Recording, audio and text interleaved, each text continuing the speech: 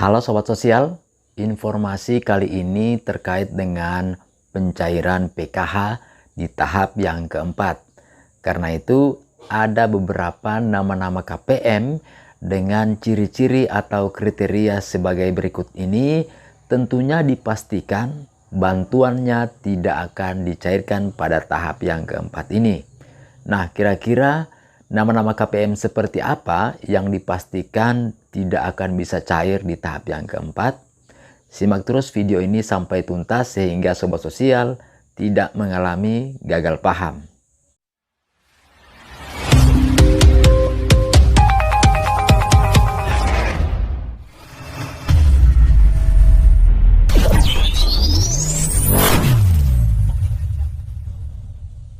Assalamualaikum warahmatullahi wabarakatuh. Shalom, salam sejahtera, dan Om Swastiastu.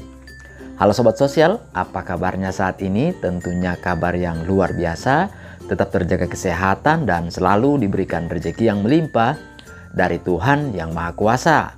Amin. Oke Sobat Sosial, informasi kali ini kami akan berbagi informasi terkait dengan pencairan PKH di tahap yang keempat, tentang nama-nama KPM PKH atau BPNT yang memiliki kriteria sebagai berikut atau ciri-ciri sebagai berikut ini.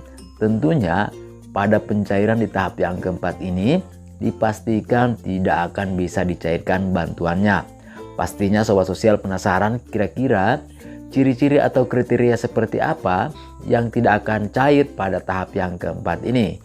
Karena itu sebelum kami lanjutkan informasinya, bagi Sobat Sosial yang mungkin baru saja bergabung di channel ini, mohon dukungannya untuk menekan tombol subscribe dan mengaktifkan tombol loncengnya sehingga Sobat Sosial bisa mendapatkan update informasi terbaru dari channel ini.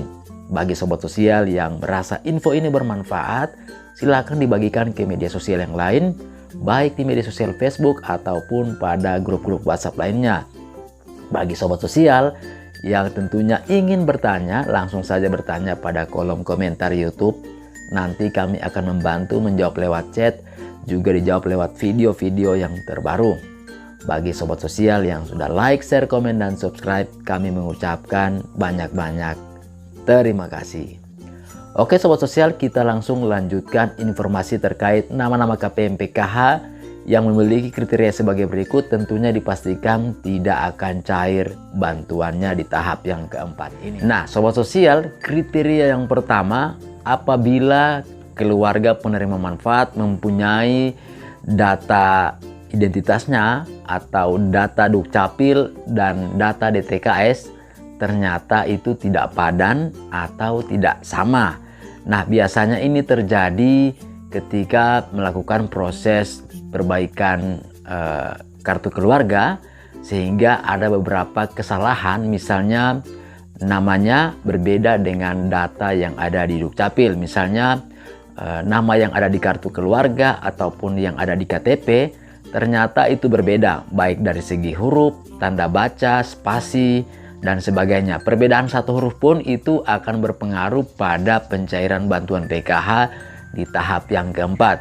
Biasanya ini terjadi ketika identitas nomor KK atau NIK atau misalnya tempat tanggal lahir itu berbeda identitasnya. Jadi bagi KPM yang memiliki kriteria tidak padan datanya dengan Dukcapil, antara Dukcapil dengan data DTKS, tentunya dipastikan bantuannya tidak akan cair di tahap yang keempat ini.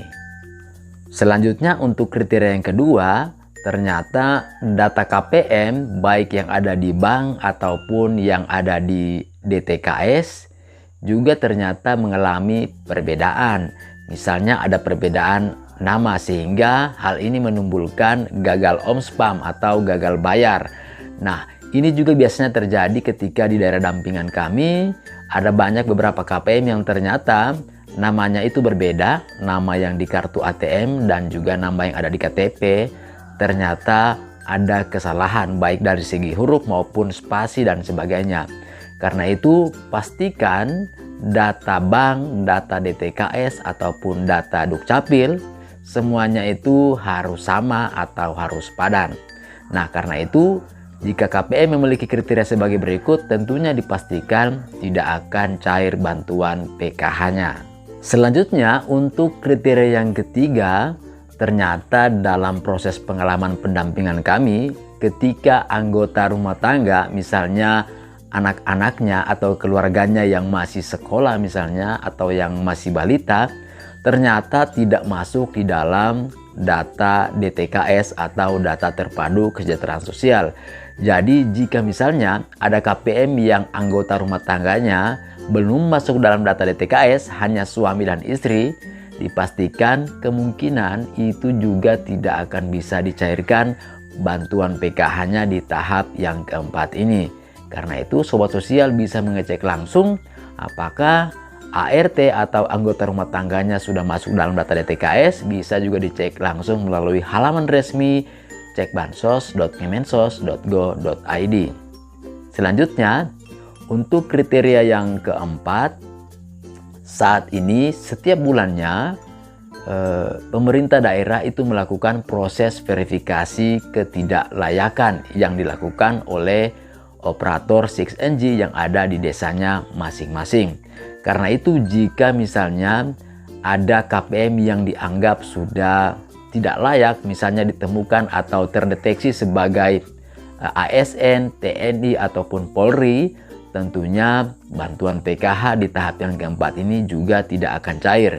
Atau juga misalnya KPM tersebut ternyata tidak ditemukan atau meninggal dunia misalnya, jadi bisa jadi ini juga akan menjadi salah satu syarat bantuan PKH-nya itu tidak akan bisa dicairkan.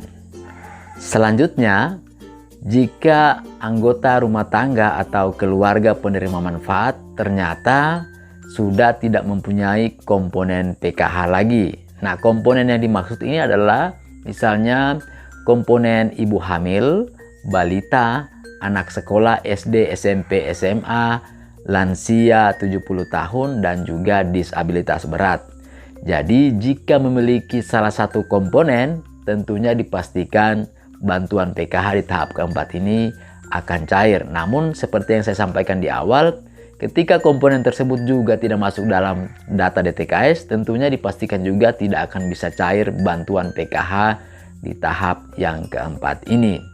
Dan kriteria yang terakhir adalah ketika keluarga penerima manfaat ternyata belum masuk di dalam data bayar SP2D atau surat perintah pencairan dana PKH di tahap yang keempat ini, tentunya dipastikan bantuan PKH-nya yang di tahap keempat ini tidak akan bisa dicairkan. Karena itu jangan langsung bolak-balik menuju ATM, tunggu informasi dari pendamping PKH-nya masing-masing. Nah sobat sosial, inilah informasi saat ini. Semoga bermanfaat dan bisa memberikan edukasi buat kita semua. Terima kasih, salam sosial dan salam PKH.